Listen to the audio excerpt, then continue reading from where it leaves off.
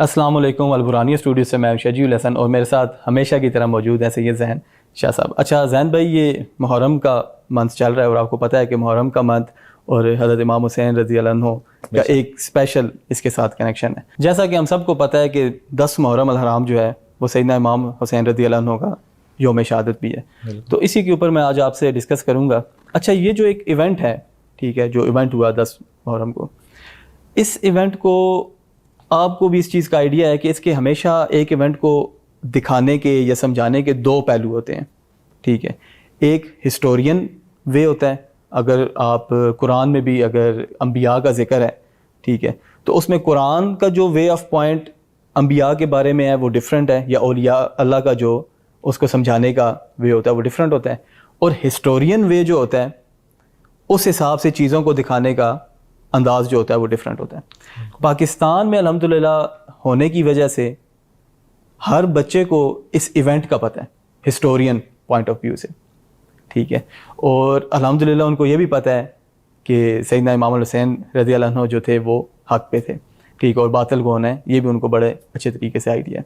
اچھا، میرا تھوڑا سا جو علماء کے ساتھ ایک مطلب کہ ان کے لیے میری طرف سے ایک جو شکایت ہے وہ یہ ہے کہ وہ موسٹلی جتنے بھی علماء جو ہے، ابھی میں نے مطلب کہ اس منتھ کے سٹارٹ پہ بھی میں نے دیکھا ہے یوٹیوب فیس بک کے اوپر بہت سی ویڈیوز جو ہیں اور اس واقعے کے بارے میں وہ ہسٹورین پوائنٹ آف ویو کی نظر سے بیان کر رہے ہیں، ٹھیک ہے۔ میں بار بار یہ ہسٹورین پوائنٹ آف ویو اس لیے کہہ رہا ہوں کیونکہ اگر ہسٹری کا ایز اے اسٹوڈنٹ میں نے جب بھی ہسٹری کو اسٹڈی کیا ہے تو اس کو بیان کرنے کا جو ایک وے آف پوائنٹ ہوتا ہے، یہ ایک انداز ہوتا ہے نا، میں نے یہ چیز نوٹ کی ہے کہ جتنے بھی ہمارے علماء ہیں وہ اس واقعے کو بس ایک واقعہ کے طور پہ، ایک ہسٹری ایونٹ کے طور پہ بیان کر دیتے ہیں۔ اس کے پیچھے حضرت امام حسین رضی اللہ عنہ کا مشن کیا تھا، ٹھیک ہے، یا اس واقعے کا روحانی پہلو کیا تھا، ٹھیک ہے، یہ آج تک کسی نے بھی میرے خیال سے ڈسکس نہیں کیا۔ تو میں مطلب کہ چاہتا ہوں کہ ہم اس ایونٹ کو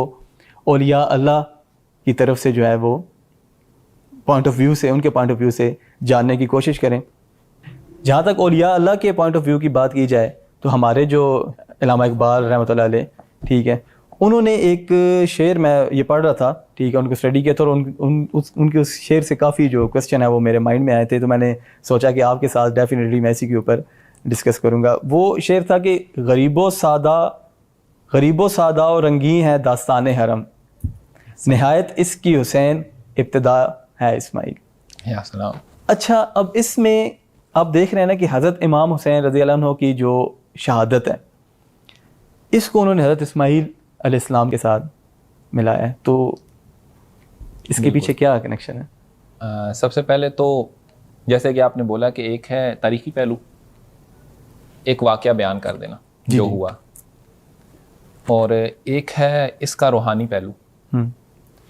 روحانی پہلو کی جانب بھی اولیاء اللہ کا جو ہیں ارشادات اور وضاحتیں موجود ہیں، جس طریقے سے آپ نے سیدی علامہ اقبال رحمۃ اللہ علیہ آپ کے حوالے سے بات کیا، اور باقی علماء بھی بیان کرتے ہیں۔ ایسا کہنا تو درست نہیں ہوگا کہ کہیں نہیں بیان کیا جاتا، بیان تو کیا جاتا ہے، اور علماء حق جو ہیں اس کو ہمیشہ سے بیان کرتے چلے آ رہے ہیں۔ تو پہلے تو ہم اس چیز کو دیکھ لیتے ہیں کہ اس کا روحانی پہلو ہے کیا، اور سیدی علامہ اقبال رحمۃ اللہ علیہ نے جو بیان کیا اس کا کیا مطلب ہے۔ پھر ہم سیدنا امام حسین رضی اللہ تعالیٰ عنہ کے مقصد کے حوالے سے کچھ بات کر لیں گے کہ وہ کس مقصد کے لیے اتنی بڑی قربانی دی گئی۔ آپ نے بڑا خوبصورت شعر پڑھا، غریب و سادہ و رنگی ہے داستان حرم، نہایت اس کے حسین ابتدا ہے اسماعیل، کہ یہاں پر جن 2 ہستیوں کی بات ہوئی ہے، سید علامہ اقبال رحمۃ اللہ علیہ جن 2 ہستیوں کو ایک ساتھ لا کر کھڑا کر رہے ہیں، جیسے کہ سیدنا امام جیسے کہ وہ کہہ رہے ہیں کہ جو شہادت امام حسین رضی اللہ تعالیٰ عنہ ہے، دراصل اس کہانی کی ابتدا سیدنا اسماعیل علیہ السلام کے گلے پر چھری رکھنے سے ہے، کہ جب تاریخ میں دیکھا جاتا ہے کہ ایک جانب وہاں پر چھری رکھی گئی لیکن چلائی نہیں گئی، اور اس کے بدلے میں چلائی کب گئی؟ نبی علیہ الصلوۃ والسلام کے نواسے کی گردن پر، اور آپ کی اہل بیت سے وہ قربانی وصول ہوئی۔ اب ان 2 واقعوں کا آپس میں واقعی تعلق ہے، اور یہ صرف سید علامہ اقبال رحمۃ اللہ علیہ نہیں، اولیاء امت نے اس کو کھلے الفاظ میں بیان کرنے کی کوشش کی ہے۔ اچھا، لوگوں کے سامنے اس کو رکھا ہے اپنے اپنے انداز میں، ٹھیک ہے۔ اور جیسے کہ سیدی امام فخر الدین سلسلہ البرہانیہ کے شیخ طریقت ہیں اور بہت بڑے صوفی بزرگ ہیں، آپ نے بھی اپنے کلام کے اندر سیدنا امام حسین رضی اللہ عنہ کی اس قربانی کے حوالے سے بات کی ہے, اور آپ نے جو کلام کیا ہے تو وہ مزید واضح ہو جائے گا, اور اس سے اس کلام, یہ جو علامہ اقبال رحمۃ اللہ علیہ کا شعر بھی ہمیں مزید سمجھ آ جائے گا. تو ابھی آپ نے جو کلام کیا میں اس کا مفہوم بیان کرتا ہوں. قرآن پاک میں اللہ سبحانہ و تعالیٰ نے فرمایا, دیکھیں جو اولیاء کے علوم ہیں نا, بیسیکلی اگر ہم ان کو صحیح سمجھیں تو ہم قرآن کے صحیح فہم کو پہنچ سکتے ہیں. اور قرآن نے سیدنا اسماعیل علیہ السلام کی قربانی کے حوالے سے بات کی ہے, اور انہی آیات سے ہمیں یہ اشارے ملتے ہیں کہ یہ معاملہ کیا تھا.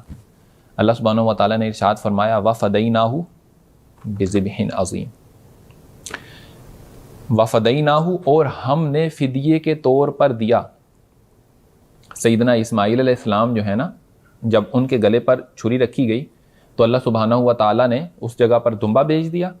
یہ واقعے کا میں آپ کو بیک گراؤنڈ بتا رہا ہوں. اور وہاں پر دمبا بھیج دیا جس کے گلے پر چھری چل گئی, اور سیدنا اسماعیل علیہ السلام پاس کھڑے مسکرا کر اپنے والد کو دیکھ رہے تھے جب آپ نے آنکھوں سے پٹی اتاری. اب اللہ سبحانہ و تعالیٰ فرما رہا ہے کہ ہم نے اسماعیل کی قربانی کی جگہ پر ایک ذبح عظیم کو اس کے فدیہ کے طور پر دے دیا. اب ذبح عظیم اسماعیل علیہ السلام کی قربانی کی جگہ پر فدیہ بن رہا ہے. تو مجھے یہ بتائیں کہ کیا ایک دمبا جو ہے وہ ذبح عظیم قرار پا سکتا ہے جس کو اللہ عظیم فرمائے؟ کیا صرف ایک دمبا؟ یہ تو بڑی عجیب سی بات ہوگی کہ ایک جانب نبی کا بیٹا ہے جس کے گلے پر چھری چلائی جا رہی ہے, اور خود بھی وہ نبی ہے. ہاں خود بھی نبی ہیں, ہاں وہ خود بھی نبی ہیں جن کی قربانی کی جا رہی ہے, اور پھر دمبا دیا گیا اور فرمایا گیا کہ یہ ذبح عظیم ہے. ایسا نہیں ممکن ہے. کیوں ایسا ممکن؟ اس لیے نہیں ہے کہ سیدنا عبداللہ جو نبی علیہ الصلوۃ والسلام کے والد گرامی ہیں, آپ کے بارے میں بھی یہی معاملہ ہوا تھا کہ آپ کو جب سیدنا عبد المطلب رضی اللہ تعالیٰ عنہ, آپ نے کیا کیا کہ جب یہ زمزم کا جو کنواں تھا نا اس کو کھدائی کا عمل جاری تھا, تو آپ کے پاس ایک ہی بیٹا تھا, تو آپ نے اللہ سے دعا کی کہ اگر اللہ مجھے 10 بیٹے دے گا تو میں آخری والے کو اللہ کے راستے میں قربان کر دوں گا. پھر اللہ نے 10 بیٹے دیے, یہ منت پوری ہوئی, اور آخری والے سیدنا عبداللہ تھے جو تشریف لائے. جب جوان ہو گئے تو بہت پیارے بیٹے تھے, ظاہری بات ہے نور نظر تھے, لیکن پھر بار بار آپ کو خواب آتا کہ منت مانی گئی ہے تو اس مقدس منت کو پورا کریں. تو آپ نے پھر کیا کیا کہ آپ نے وہ فال نکالی جاتی, قرا نکالا جاتا تھا, تو آپ نے 10 اونٹ ان کی پرچیاں ڈالیں اور ایک سیدنا عبداللہ آپ کے نام کی پرچی ڈالی, اور پرچی نکالی تو سیدنا عبداللہ کے نام آئے.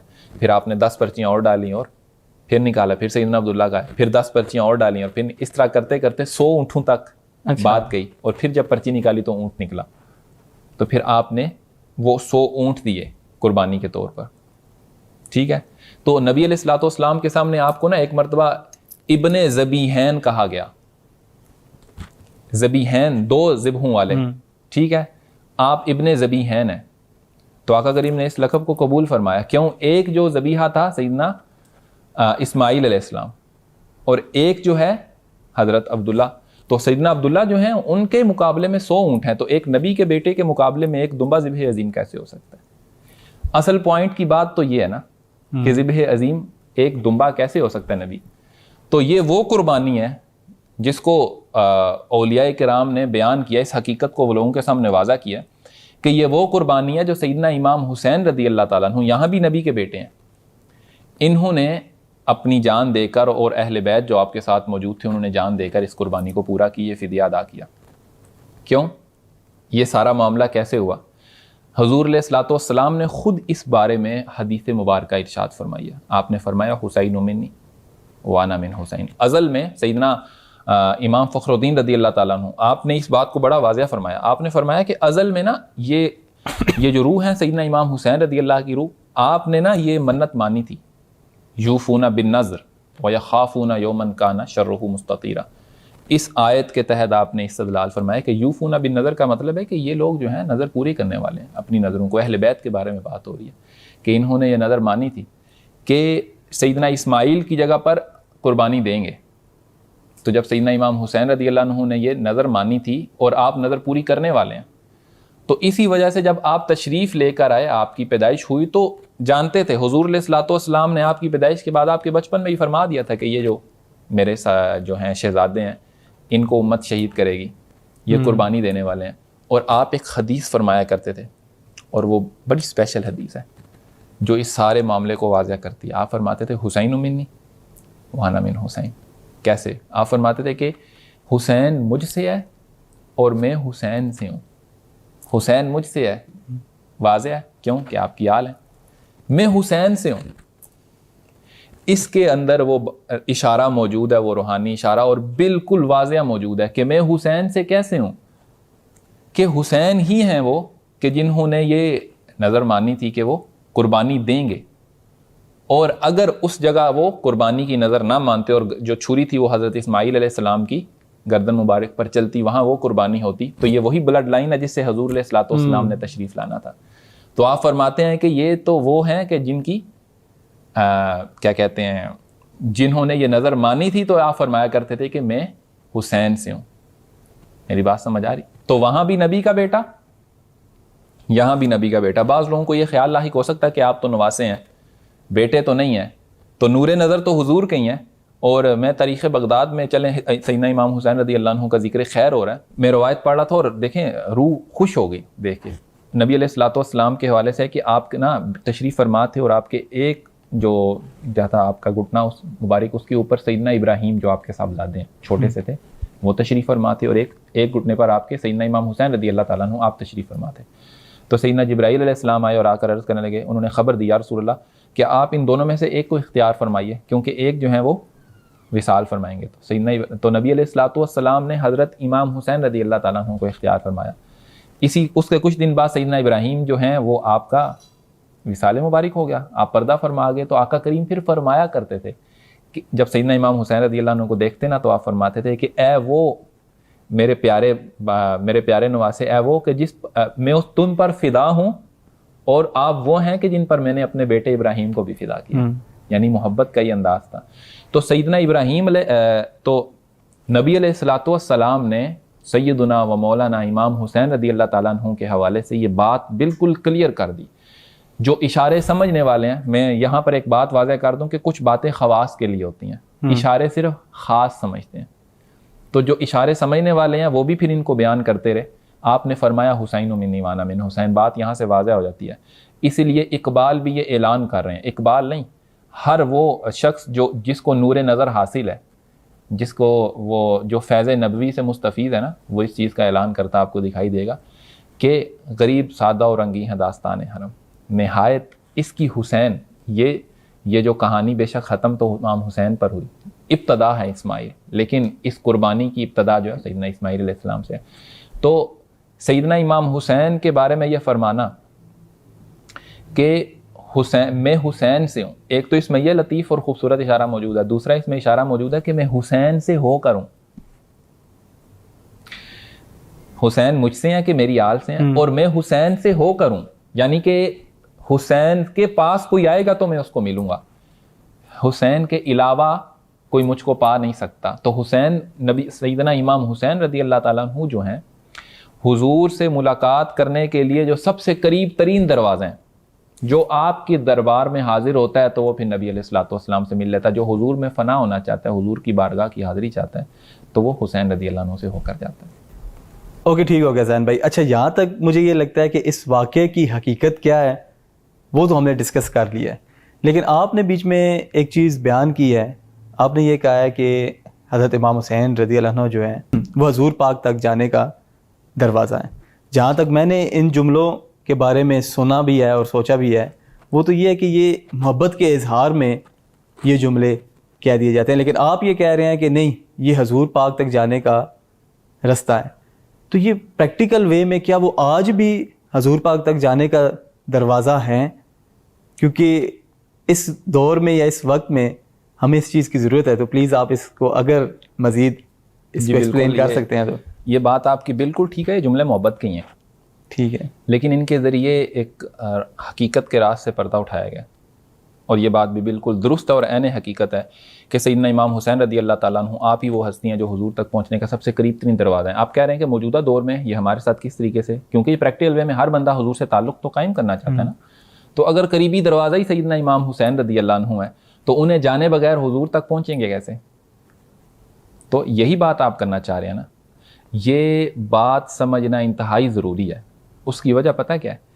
آپ سیدنا امام حسین رضی اللہ تعالیٰ عنہ کے مشن کو اس بات کو سمجھے بغیر سمجھ ہی نہیں پائیں گے کہ سیدنا امام حسین رضی اللہ عنہ خود بھی جانتے تھے اس بات کو. جو آگے چلنے والا, جو فیض جاری ہونے والا پوری امت میں, اور یہ قیامت تک فیض جاری ہونا تھا, آپ خود اس حیثیت کو جانتے تھے. حضور نے خوشخبریاں سنائی ہوئی تھیں. اسی وجہ سے آپ نے جب اس دور میں جس مشن کے لیے آپ کھڑے ہوئے نا, اب ہم مشن پر تھوڑی سی میں روشنی ڈالتا ہوں تو آپ کو آئیڈیا ہوگا یہ سارا معاملہ ہوا کیا تھا. میرا آپ سے ایک سوال ہے, آپ یزید کے مخالف کیوں ہیں؟ سمپل تھا.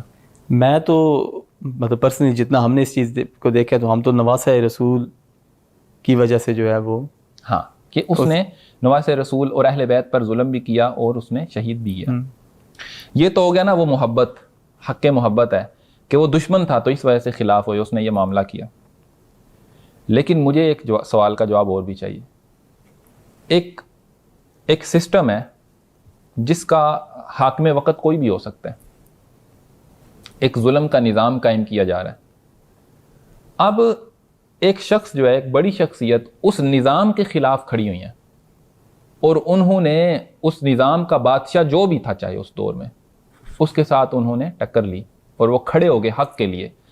اس ظالم بادشاہ نے ان کے ساتھ یہ معاملہ کیا, انہیں شہید کرا دیا.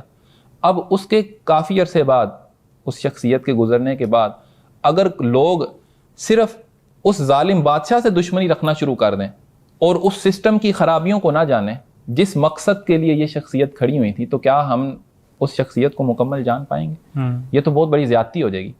ہم اس شخصیت کے مشن کو کبھی بھی نہیں پہچان پائیں گے, کیونکہ ہم صرف کیا کر رہے ہیں, ایک شخصیت سے نفرت کر رہے ہیں اور جس سسٹم کا وہ نمائندہ تھا اس سسٹم کو بالکل ہی نظر انداز کر رہے ہیں. ایسا نہیں ہو سکتا.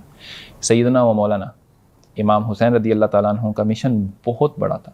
آپ اٹھے ہیں, وہ دور تھا کہ جب دعویٰ کرنے والے نے یہ دعویٰ کیا کہ بیعت میری ہوگی, حالانکہ وہ باطل تھا, تو آپ نے کہا کہ نہیں, بیعت اہل بیت کی ہوگی. آپ وقت کے امام ہیں, تو جب آپ نے دیکھا کہ وہ سسٹم جس کی خرابیاں یہ ہیں کہ وہاں پر شراب ہے, وہاں پر ہر طرح کی دنیاوی برائی ہے, اور وہ امامت کا دعویٰ کر رہا ہے, وہ خلافت کا دعویٰ کر رہا ہے اور وہ بیعت لے رہا ہے, تو آپ اس کے خلاف کھڑے ہو. آپ نے اسلام کو اور اس سسٹم کو, اس دین کو اس ظلم کے نظام اور اس فسق و فجور کے نظام کے تحت آنے سے بچا لیا. آپ کھڑے ہوئے, چاہے پھر جو بھی آپ کے ساتھ تھے, آپ گئے اور آپ نے امت کو یہ پیغام دیا کہ اہل بیت نے اس دین کو کھڑا کرنے کے لیے اپنا خون دیا. تو وہاں پر جنگ کس بات پر ہوئی؟ امام حسین نے باطل کے ہاتھ پر بیعت نہیں کی. لڑائی کس پر ہوئی تھی؟ بیعت پر. آپ نے سارا خاندان کٹوایا, ایک بیٹا بچایا. ایک بیٹا بچ گیا نا, سیدنا و مولانا امام زین العابدین رضی اللہ تعالیٰ عنہ. ان کو امت کے لیے چھوڑا, اسی سسٹم کو قائم کرنے کے لیے چھوڑا, تاکہ جس چیز کو وہ کھڑا کرنا چاہتے تھے, جس کو پھلا پھولا دیکھنا چاہتے تھے, وہ پھل پھول سکے. کیونکہ نبی علیہ الصلوۃ والسلام کی حدیث مبارکہ کے الفاظ سب کو پتہ ہونے چاہیے, بڑے واضح ہیں. آپ نے فرمایا تھا کہ میرے اہل بیت جو ہے نا, وہ تم میں کشتی نوح کی مانند ہے, جو ان میں سوار ہوگا وہ نجات پائے گا, جو ان سے رہ جائے گا وہ غرق ہوگا. آپ جانتے تھے کہ یہی تو وہ امت ہے اور یہی تو وہ نسل ہے جس کے آخری جو ہیں سیدنا امام مہدی ہوں گے, جن کی بیعت لی جائے گی تو وہ اس دور کے سب سے بڑے فتنے کے مخالف کھڑے ہو جائیں گے. اور اسی طریقے سے ہر دور میں اہل بیت کے یہ امام آئیں گے اور یہ سلسلہ چلتا رہے گا. آپ نے دیکھا ہے کہ جتنے بھی روحانی سلاسل ہیں تمام اہل بیت سے ہیں. قادریہ, رفاعیہ, بدویہ, آخری جو ہیں برہانیہ, تمام اہل بیت سے ہیں, تمام بیعت لیتے ہیں. تو امام صاحب کا جو مشن تھا اور امام صاحب کا جو موٹو تھا نا, وہ یہ تھا کہ بیعت اہل بیت سے کی جائے گی, اور اہل بیت تک اور قیامت تک اہل بیت سے جو بندہ بیعت کرے گا وہ نجات پانے والا. اسی وجہ سے آپ نے اپنے صاحبزادے کو امت کو دیا. یہ بھی آپ کی بہت بڑی قربانی, اور آپ اس چیز کو خود جانتے تھے کہ آپ ہی وہ دروازہ ہیں کہ جو حضور کے سب سے قریب کھلتا ہے. تو آپ خود استقبال فرماتے ہیں جب کوئی آپ کے اہل بیت کے ساتھ جڑتا ہے, کیونکہ یہ آپ کی ذمہ داری ہے.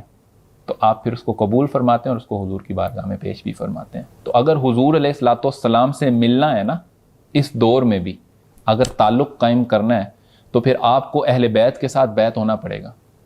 یہاں پر یہ کویسچن نہ ہو کہ صرف اہل بیت کیا وہ بلڈ لائن خاص ہے؟ جتنے بھی میں نے کہا نا روحانی سلاسل تمام کے تمام اہل بیت سے ہی جاتے ہیں. تو کسی ایسے کی بیت کرنا پڑے گا جو آپ کا تعلق حضور سے جوڑیں, اور جب آپ حضور کے قرب میں جائیں گے تو آپ کو پتہ لگے گا کہ سب سے قریب کا دروازہ امام حسین ہے جن کے پاس آپ حاضر ہوں گے. یہ اس کی حقیقت ہے اور یہ عین حقیقت ہے.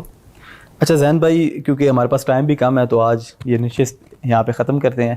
لیکن زین بھائی آپ کی کچھ گفتگو سے کچھ ایک دو کویسچنز میرے مائنڈ میں آئے ہیں, لیکن ٹائم کی وجہ سے میں آج کی نشست میں اس کو ڈسکس نہیں کروں گا. جیسے کہ ایک کویسچن پھر بھی چلے میں بتا دیتا ہوں کہ آپ نے یہ بتایا کہ سیدنا امام حسین رضی اللہ عنہ نے اپنی پیدائش سے قبل حضرت اسماعیل علیہ السلام کی قربانی کے بدلے میں اپنی قربانی دی. اس کا مطلب ہے کہ وہ ٹائم فریم سے باہر تھے, ٹائم اور اسپیس ان کے لیے میٹر نہیں کر رہی تھی. تو یہ چیز بھی میں نے ہماری اس نشست میں, کیونکہ آپ کو پتہ ہم اس طرح کی چیزیں, وہ ہماری نشست کا نام اینڈ آف ٹائم ہے, تو اس کے اندر ہم یہ چیز ڈسکس کر رہے ہیں کہ کیا ٹائم فریم سے نکلنا پاسبل ہے, کیا آج بھی لوگ ٹائم فریم سے باہر نکل سکتے ہیں. تو کیونکہ ہمارے پچھلی جو اینڈ آف ٹائم پہ ایک نشست تھی, اس کے نیچے لوگوں نے کافی اس بات پہ کیا ہے, ہم سے کویسچن کیا ہے کہ آپ پلیز حضرت امام مہدی کے اوپر جو ہے وہ ویڈیو بنائیں. تو اسی ویڈیو میں ہم یہیں سے کنٹینیو کریں گے جو اس میں آپ نے یہ چیز مینشن کی ہے, ٹھیک ہے. تو باقی فردر چیزیں یہ انشاءاللہ اس کے اندر ڈسکس کریں گے. تو آج کی ویڈیو کے لیے اتنا ہی, ملتے ہیں نیکسٹ ویڈیو میں, تب تک کے لیے اللہ حافظ.